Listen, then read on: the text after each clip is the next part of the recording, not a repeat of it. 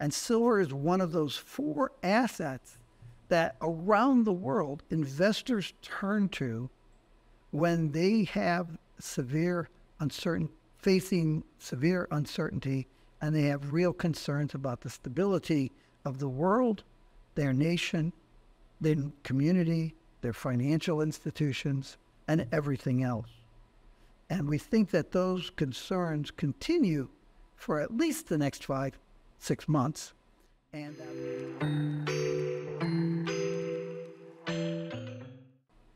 good morning, it's Jeff, Christian of CPM Group. It's 10:30 in the morning on Tuesday, the 22nd of October, here in New York. You'll excuse my voice and if I cough, but I've had a terrible cold. I want to talk today about the real reason to invest in silver now. It is the topic of a special market commentary that CPM Group produced earlier this month and released it on the 10th of October.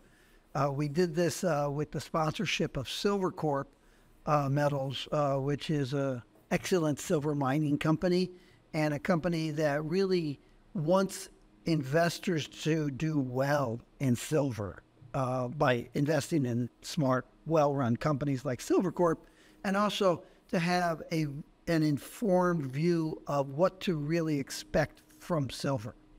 You can download this 9-page report at CPM Group's website. Here is the link, and we'll probably put it in elsewhere too. And you can visit Silvercorp at their website as well. Silver prices have spiked regularly.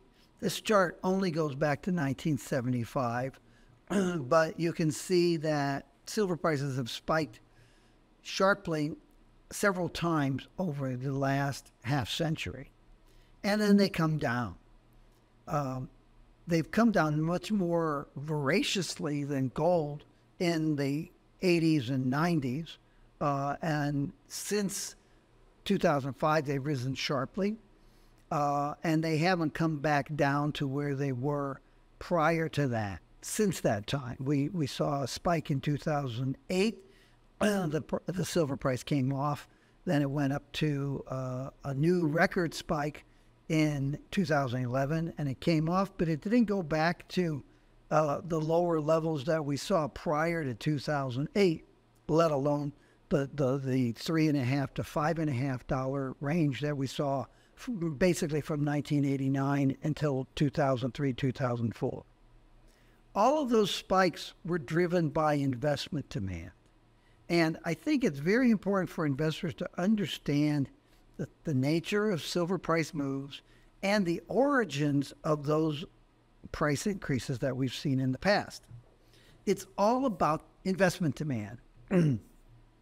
This chart's complicated, and a lot of people have trouble understanding the concept of surpluses and deficits in silver and in gold markets.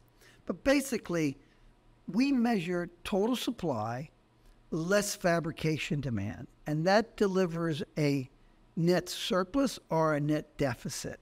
We do not include dummy variables for investment demand the way some other people who are working for promotional agencies and promoting silver to investors do. We keep the standard way that commodity markets are looked at. Total supply less fabrication demand. And that lets you know how tight the market fundamentally is. You see, investors can come and go. They don't even have to be involved in silver. But fabricators use it as a raw material. They need to keep using it. So when you see the interplay between total supply and fabrication demand, you get a market that looks like this for silver. And it's somewhat contrary to industrial metals, because a surplus is not bearish for silver. A surplus is bullish for silver, because surpluses only occur in the silver market when investors want a lot of silver and they bid the price up, encouraging increased supply, increased secondary recovery. But also discouraging fabricators from using so much silver. You saw this in the 1950s and 1960s, where in one year, investors bought more than 200 million ounces of silver and basically drove the U.S. Treasury out of using silver in circulating coinage and in silver certificates. And I happen to have on my desk here, this is a 1957 silver certificate. It looks like a dollar bill because in 1957 it was. And you could go to a national bank and you could exchange that for an ounce of silver. An ounce of silver, a dollar bill, right? Now that meant that the Treasury had a lot of silver and investors knew, what the floor price of silver was. Anytime I want to get rid of my currencies, I can buy silver. That caused a lot of stress. And we saw the Treasury, I've shown you charts in recent weeks, we saw the Treasury have more than 3 billion ounces of silver in the early 1940s. And by the early 1960s, there was a crisis. The investors were hoarding silver. They were taking silver coinage, which had 90% silver content, out of circulation. The U.S. Mint was having trouble keeping nickels, dimes, and quarters in circulation because people were hoarding them because the melt value was $1.29. So you saw a period of time, and then the Treasury had to extricate itself from the silver market. And in order to do that, it wound up selling hundreds of millions of ounces of silver bullion, and as well as minting hundreds of millions of ounces of silver coinage to keep the silver in circulation. And that's that big spike that you see there, 1964, 65, 66, 67, into 67, yeah. All of this is explained in this report. We spent a lot of time covering the history of silver market supply and demand, prices, and investment demand in this special report. The special report has a lot of information that hasn't appeared elsewhere for many years in the silver market, and it's definitely worth having for the history. After the Treasury extricated itself from the silver market, you had a period of time where the silver price had adjusted from below $1 an ounce up to, $3, $4, $5 an ounce, and investors were selling silver. And that was between 1971 or so and 1978. They were taking their profits. And that was at a period of time of very high inflation. Investors were net sellers in the 1970s when inflation was 10%, 14% on spikes. That changed in 1979 when inflation started rising again toward that 14% level, and investors started buying silver. Now, a lot of people blame the Hunt brothers, but that's not true. If you look at what was going on in 1979, and you look at other markets, copper, gold, platinum, palladium, all kinds of commodities were rising sharply, including petroleum and natural gas prices. And you saw investors say, oh, if I stop selling silver and wait, I'll get a higher price tomorrow. And other investors were saying, hey, the silver price is rising, I'm going to buy. In 1979, they turned into net buyers, and in 1980, they bought more than 200 million ounces of silver again. Over the course of the 80s, they diminished their amount, and then from 1990 to 2005, they were net sellers.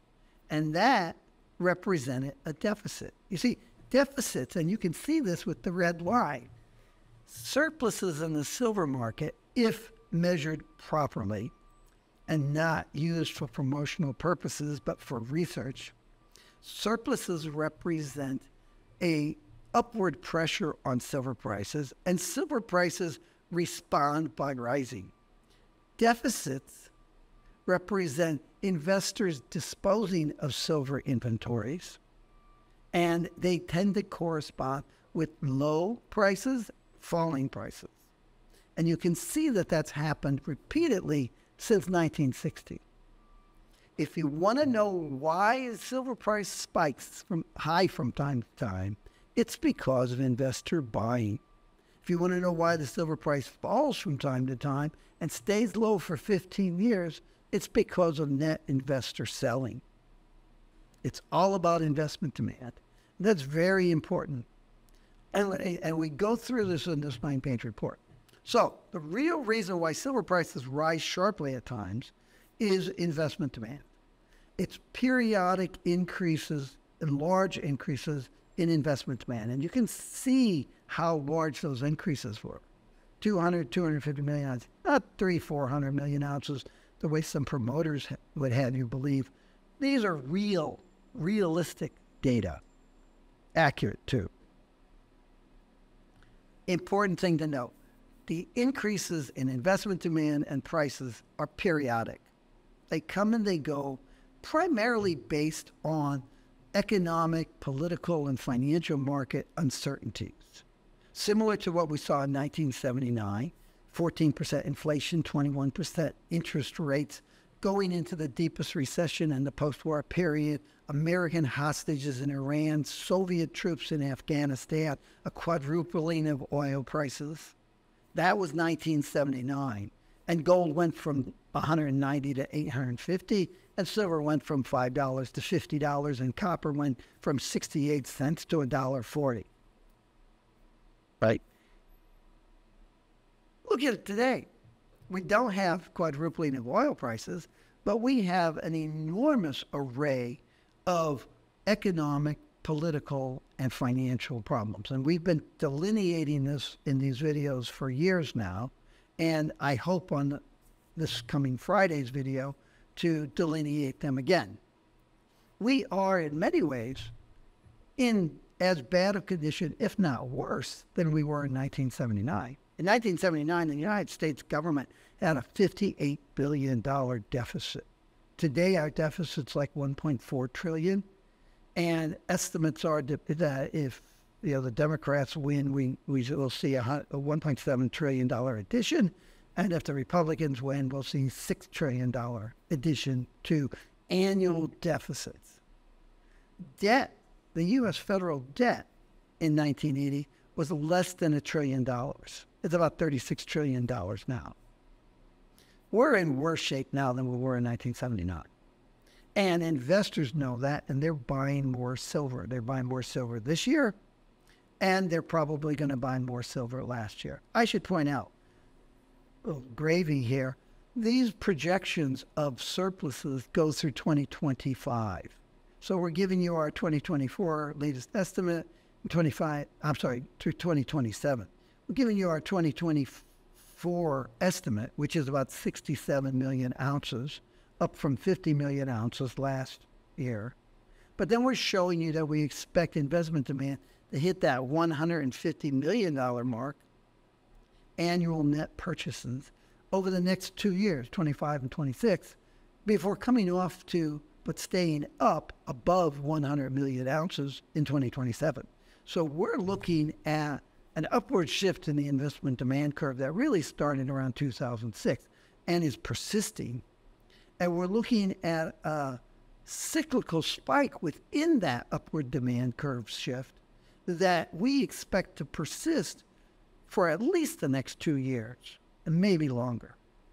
So it's really investment demand that you have to pay attention to if you want to know where the silver price is going. Silver prices do not rise for a lot of other reasons you're here. They don't rise because of strong fabrication demand. Strong fabrication demand will create a base, a plateau, and it's a factor driving investors to buy silver. But it's that fabrication demand will perform that platform for investors to look at the silver market and say, hey, this is a tight market. It got down to 50 million ounces net last year, 2023, and maybe I should be buying silver. So when investors decide to buy silver, the major factors are those economic and political and financial market concerns, but they do look at fabrication demand because it represents 90% of investment of silver demand, and it is an important factor. It doesn't drive the price sharply higher. The spikes are based on investment demand, and the investment demand has a nod toward fabrication demand. Fabricators don't say, oh, I need this silver as a raw material for my product. Let me bid the price higher. I'll show you a chart in a second. Silver prices don't spike because the world's running out of mineable silver. That's a dead horse that keeps getting beaten by silver promoters. It doesn't rise because the stock of above-ground refined silver is running dry. Declines in above-ground inventories have an effect on the price, but it's not like they're running dry. I'll show you a chart in a second. It's not because all of the silver in Europe and North America is moving to Asia. In fact, probably more silver, refined silver, is stockpiled in Switzerland, in England, outside of London, and inside the London LBMA catchment area. There's a lot of silver that's stored outside of London that doesn't show up on LBMA data in the UK, and then in the United States and in Canada and in Australia and in other countries. There's a lot of silver in above-ground refined inventories, and it doesn't necessarily mean that when we're running dry, the price spikes. And it isn't going all to Asia. Asian demand is picking up, but so is demand in Europe and North America and Australia. And it's not because of the dollar or the treasury bond demand or the global economy are collapsing. The dollar's rising along with gold and silver right now. The dollar's risen like 1.6% in the last 15 trading days, and it's up about 3% from the start of the year. It's up even more from where it was in, say, 2020, 2021. People are very much concerned about the state of the world. And when investors and people are worried about the world, they run to four things: the U.S. dollar, U.S. treasuries, securities, gold, and silver. Those are the four least risky assets in the minds of most investors. And what we're seeing right now with record gold prices and a sharp increase in silver prices and a stronger dollar and world record levels of investor demand for U.S. treasuries. Collectively, the world is not dumping treasuries or the dollar. People will tell you that, but they'll also tell you all kinds of other things that I won't go into because it'll just irritate people who believe that stuff. Silver prices spike because investors' demand spikes. If you look at fabrication demand rose very sharply, really starting after the recession of 1980. But throughout that period from 1990 to 2004, 2005, 15 years of silver prices trading between $3.50 and $5.50, fabrication demand rose sharply. And anybody who actually stayed awake in economics class knows why. Lower prices, fabricators use more. Lower prices make their products more affordable. When the price started rising, when investment demand started rising and the price started rising, you saw fabrication demand fall from 2004, 2005 into around 2011, 2012. When the price came off after 2011, you saw fabrication demand rise again. It's not magic, it's economics 101. But the important thing to this discussion is that fabrication demand doesn't cause silver prices to rise sharply or to spike. Fabrication demand has a negative correlation with silver prices. Prices rise, fabricators try to use less silver. Prices fall, they don't have to feel like they're constantly looking for replacements or ways to reduce their per unit silver use. Fabrication demand creates a platform. Investors look at that platform and they say, oh, look at what's happening here. I think I'm bullish on silver. And you should not expect solar panels to use 800 or a billion ounces, 800 million or a billion ounces of silver a year within the next decade or probably ever. It's just fantastical nonsense. Similarly, low silver bullion inventories have had a relatively minor price And I put low in quotation marks because look at it. In the 1970s, estimates of the amount of refined silver above ground were that it went from about 4.8, 4.9 billion ounces down to about 4.5 billion ounces. That was a reduction in bullion inventories, and then the price rose. But, it wasn't that we were running dry. It was that we still had 4.5 billion ounces of refined silver. Prices, the silver inventories rose from 1980 into 1990. Then they fell, and they fell sharply from around 5.5 billion ounces to around 4 billion ounces in 2004, 2005. A period characterized by low prices, right? When we get down to only 4 billion ounces, investors said, whoa, the silver market might be getting a little tight. Most of the inventories are owned by investors. The green part are coins. Yeah.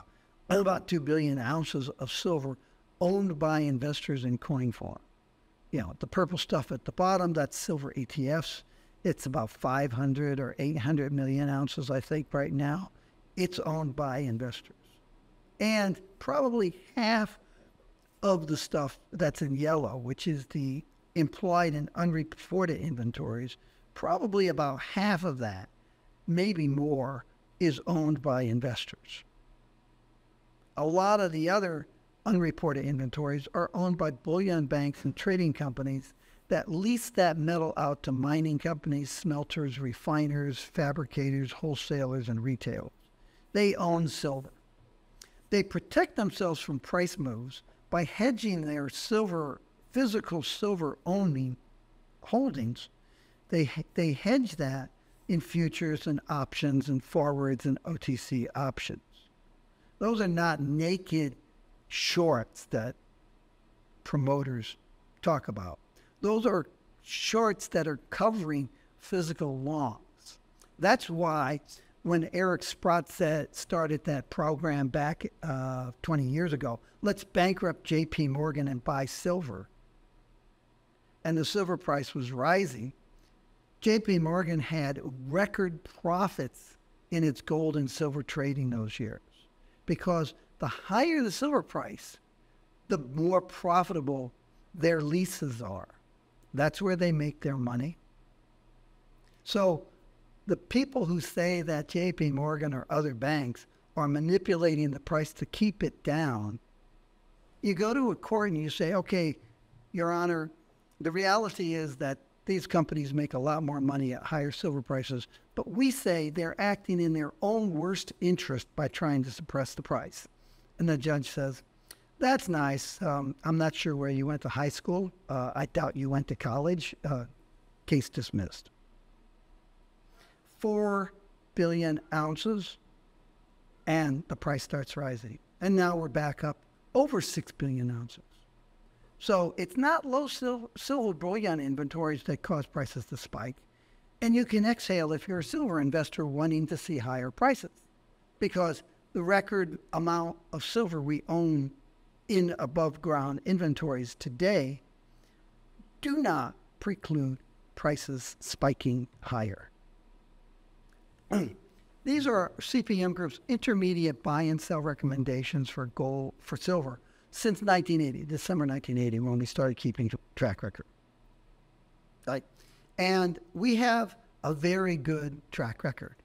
Yeah, most of these guys who promote silver, and you say, what's your track record? Well, I have been telling you that silver's going sharply higher since I got into the business. I have never said it's going to fall. CPM Group isn't a bull. We're a research company. We get paid to be right. And you can see from 1980 into 2002, 2001, we would buy and issue buy and sell recommendations for investors who had a 1 to 3 year time horizon. And you can see here that usually those sell recommendations came when the prices spiked.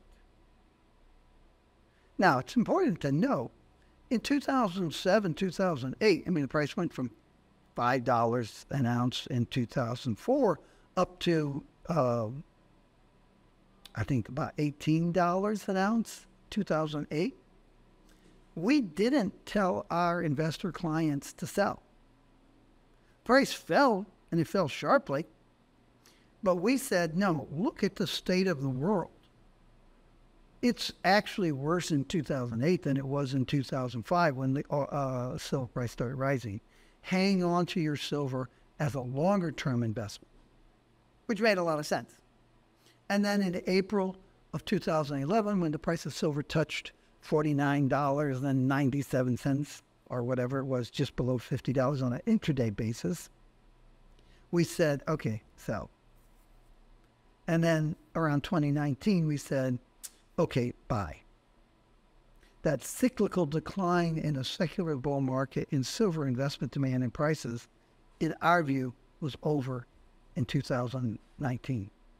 So that's a pretty good track record, and it's based on this analysis. The analysis includes mine production, secondary recovery, fabrication demand, above ground inventories, COMEX and other trading volumes and data, market data. But it also includes a realistic and honest and unbiased measurement of investment demand. And we have found that this investment demand is the single most important factor behind gold and silver price rises and declines. And this investment demand focused analysis has yielded an unmatched price projections over 44 years, 45 years. 45 years of good, basic, hey, this is what we think the silver price is going to do over the next 2 or 3 years, based on this analysis, based on this investment demand focused analysis. It's all about investment demand. Very briefly, we are at record gold prices, $2,750, $2,752 as I speak. We had been saying for years that we thought that late 2024, 2025 would be a period of very severe economic, political, and financial market instability and uncertainty, which would drive investors into the gold and silver markets. And lo and behold, here we are. So we had been projecting and telling people that we thought that the price would get to $2,750 in the fourth quarter.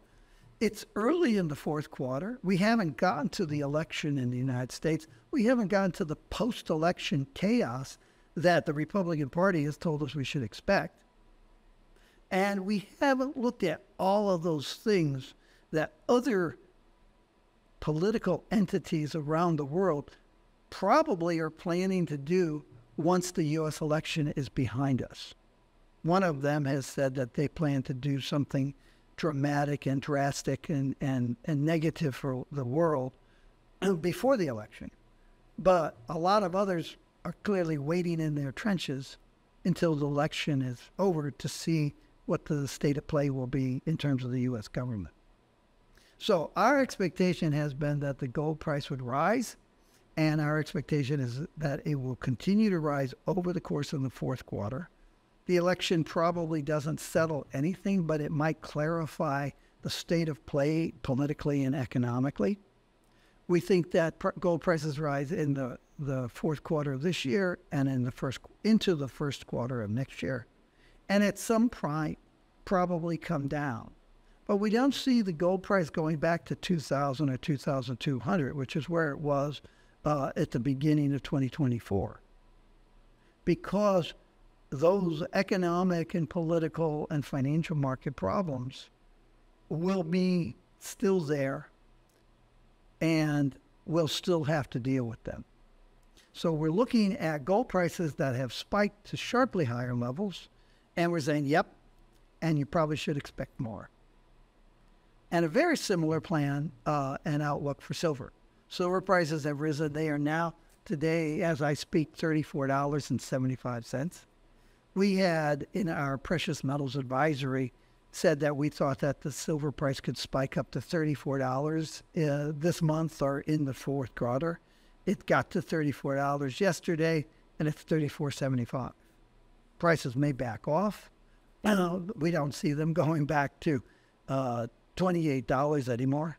The world is just too uncertain and too full of things that can cause anxiety. So that's where we are. In sum, I've been talking about the real reason to invest in silver now. And the real reason is that investors are buying a lot of silver. And silver is one of those 4 assets that around the world investors turn to when they have facing severe uncertainty, and they have real concerns about the stability of the world, their nation, their community, their financial institutions, and everything else. And we think that those concerns continue for at least the next 5-6 months, and that'll keep silver price high. We want to thank Silvercorp for sponsoring this and for coming to us as they do on an ongoing basis and talking to us about, hey, what's important for investors to know now about silver? Having companies that reach out to a company like us, that's an independent, unbiased research and consulting company with half a century almost of good data and track records, calling these markets honestly in an unbiased and accurate fashion,